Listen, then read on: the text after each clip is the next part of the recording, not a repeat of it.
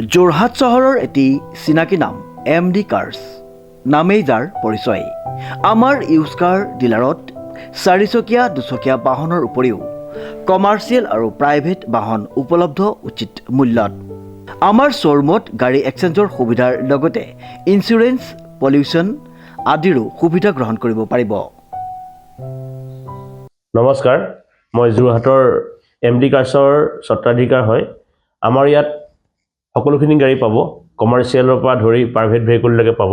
আমাৰ ইয়াত ফাইনেন্সৰো সুবিধা পাব আৰু এক্সচেঞ্জো হয় আমাৰ ইয়াত। আমাৰ প্ৰত্যেকখন গাড়ীৰে ডকুমেণ্টছৰ যিখিনি চাৰ্জ হ'ব সেইখিনি আমি ফ্ৰী কৰি দিওঁ আৰু ইঞ্চুৰেঞ্চ, পলিউশ্যন সকলোখিনি আমি আমাৰ ফালৰ পৰা পাব। আপোনালোকে কোনো ডকুমেণ্টছ চাৰ্জ একো দিবও নালাগে। আৰু আগন্তুক নতুন বছৰ বহুতখিনি সুবিধা আছে, অফাৰো আছে। আমি সেইখিনিও আপোনালোকক অফাৰখিনি দিম। আৰু আমাৰ এড্ৰেছটো হৈ গ'ল যোৰহাটৰ সদৰ তিনিআলি নিয়েৰ টুকুলাই, MD কাৰ্ছ। Contact number 9101587204। আৰু এটা আমাৰ ডিলাৰ আছে গোলাঘাটৰ টাউনতে, MD কাৰ্ছ। আপোনালোক তালৈও যাব পাৰে, তাতো ভাল ভাল গাড়ী পাব। আপোনাৰ মন পচন্দৰ গাড়ীখন ক্ৰয় কৰিব পাৰিব। Contact number 9101587204। ধন্যবাদ। প্ৰিয় গ্ৰাহকসকলে উচিত মানদণ্ড আৰু উচিত মূল্যত আমাৰ শ্ব'ৰুমৰ পৰা সপোনৰ গাড়ীখন নিশ্চিন্ত মনে ক্ৰয় কৰিব পাৰিব।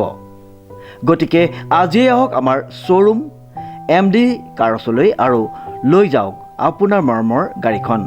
ইংৰাজী নৱবৰ্ষৰ উপলক্ষে আমাৰ শ্ব'ৰুমত বিভিন্ন অফাৰ আগবঢ়োৱা হৈছে। আমাৰ ঠিকনা MD কাৰ্ছ, সদৰ তিনিআলি, যোৰহাট নিয়েৰ টুকুলাই। আমাৰ যোগাযোগ নম্বৰটো হৈছে 9101587204।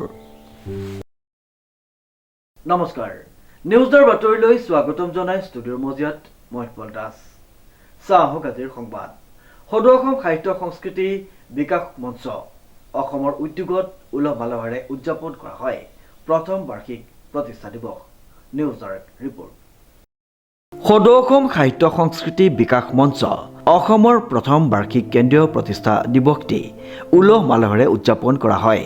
উল্লেখযোগ্য যে প্ৰথম বাৰ্ষিক কেন্দ্ৰীয় প্ৰতিষ্ঠা দিৱস উদযাপন কৰা হয় কটন বিশ্ববিদ্যালয়ত। ইয়াৰ পিছতে বিশেষ সন্মান 2024 মঞ্চৰ প্ৰথম বৰ্ষপূৰ্তি। হয় হয়, আপুনি উপস্থিত থাকি কেনেকুৱা অনুভৱ কৰিছে? নিশ্চয় খুব ভাল লগা, কাৰণ কটনৰ মজিয়াত বিশেষকৈ সেইটো আটাইতকৈ বিশেষ কথা।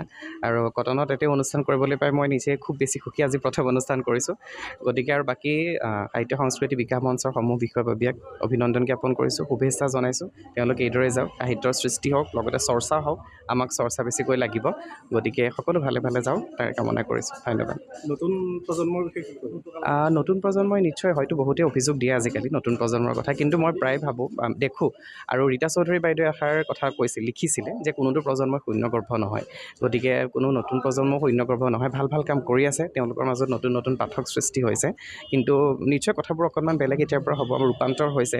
কাৰণ সাঁচিপাতৰ পৰা আহি পেলাই ছপাপুথি পালেহি, এতিয়া অকণমান ডিজিটেল হৈছে, কিন্তু তাৰ মাজতেই কিতাপৰ সৈতে সংলগ্ন হৈ থাকক সকলো, তাৰে কামনা কৰিছোঁ। অসম সাহিত্য সংস্কৃতি বিকাশ মঞ্চৰ প্ৰতিজন সদস্যৰ লগতে অসমৰ বহু কবি সাহিত্যিকে অংশগ্ৰহণ কৰে উক্ত বিশেষ অনুষ্ঠানটিত। উক্ত সভাত নৱ প্ৰজন্মৰ অধিক জনপ্ৰিয় ঔপন্যাসিক কৌশিক নন্দন বৰুৱা, জনপ্ৰিয় ঔপন্যাসিক মনীষা শৰ্মায়ো অংশগ্ৰহণ কৰে। যি অনুষ্ঠানটো হৈ গ'ল, আমাৰ সদৌ অসম সাহিত্য সংস্কৃতি বিকাশ অসম, এই অনুষ্ঠানটোত আমাৰ স্মৃতিগ্ৰন্থ এখনো উন্মোচন হ'ল। খুব সুন্দৰ। তাত এটা বস্তু মই দেখিলোঁ যে আমাৰ চিঠিবোৰ আমাৰ মাজৰ পৰা হেৰাই গৈছে। এই চিঠিবোৰ মানে ধৰি ৰখাৰ যিটো প্ৰচেষ্টা, এই উন্মোচনী হৈ যোৱা স্মৃতিগ্ৰন্থখনত আছে, তাৰ কাৰণে এটা সুন্দৰ পদক্ষেপ বুলি মই ভাবোঁ। আৰু লগতে আমাৰ বিশিষ্ট লেখিকা, সদায় লেখা মেলা কৰি আহিছে তেখেতে, সকলোৱে জানে, আমাৰ চন্দনা পাঠক বাইদেউৰ চন্দনা ভাগৱতী, মোৰ নামটো ক'ত ভুল, চন্দনা ভাগৱতী বাইদেউৰ এখন কাব্য গ্ৰন্থ হৈছে, প্ৰবন্ধ গ্ৰন্থ এখন হৈছে ভাৱনাৰ পৰা তত্ত্বলৈ। আৰু এইখন খুব সুন্দৰ কেইটামান প্ৰবন্ধ ইয়াত হৈছে, আৰু লগতে নিবন্ধও আছে। গতিকে এই সকলোখিনি আমাৰ ভাল লগাই এটা অনুষ্ঠান আৰু এই অনুষ্ঠানটো আমাৰ ভাল হওক উত্তৰজন কামনা কৰিলোঁ। এই অনুষ্ঠানৰ লগত সদায় আমি জড়িত হৈ থাকিব পাম বুলি আশা কৰিলোঁ। অসম সাহিত্য সংস্কৃতি বিকাশ মঞ্চ অসমৰ প্ৰথম বাৰ্ষিক কেন্দ্ৰীয় প্ৰতিষ্ঠা দিৱসৰ লগত সংগতি ৰাখি সমাজৰ বিভিন্ন ক্ষেত্ৰলৈ বিশেষ বৰঙণি আগবঢ়োৱা কেইবাগৰাকীও বিশেষ ব্যক্তিক সমাজ সেৱক বিশেষ সন্মান আগবঢ়োৱাৰ লগতে সাংবাদিক, কবি, কাব্য সংগঠক, জনপ্ৰিয় ফেচবুক গোট সপোনৰ পৰিধি অসমৰ মুখ্য প্ৰশাসক তথা প্ৰতিষ্ঠাপক বিকি নেওগক সমাজ সেৱক বিশেষ সন্মান 2024 প্ৰদান কৰে। অসমৰ বিভিন্ন প্ৰান্তৰ পৰা অহা কবি, সাহিত্যিক, সমাজ সংগঠক, নৃত্যশিল্পীৰে সভাগৃহ পৰিপূৰ্ণ হৈ পৰে।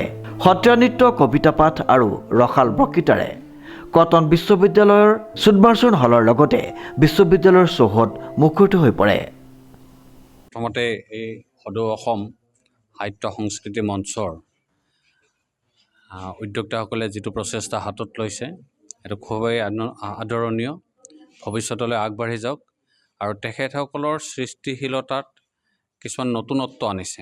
পুৰণি হেৰাই যাব ধৰা বস্তুবোৰ তেখেতসকলে আনি পেলাই তেখেতসকলে নতুনকৈ উপস্থাপন কৰাৰ যি চেষ্টা কৰিছে তাৰ কাৰণে আমি তেখেতসকলক সঁচাকৈ শলাগিবলগীয়া প্ৰচেষ্টা হাতত লৈছে, শলাগিছোঁ আৰু ভৱিষ্যতলৈ আগবাঢ়ি যাওক। গতিকে নতুন বছৰৰ আৰম্ভণিতে তেখেতসকলৰ এনেকুৱা অনুষ্ঠানত শুভেচ্ছা জনাই উত্তৰোত্তৰ কামনা কৰিছোঁ। Bureau report, news now.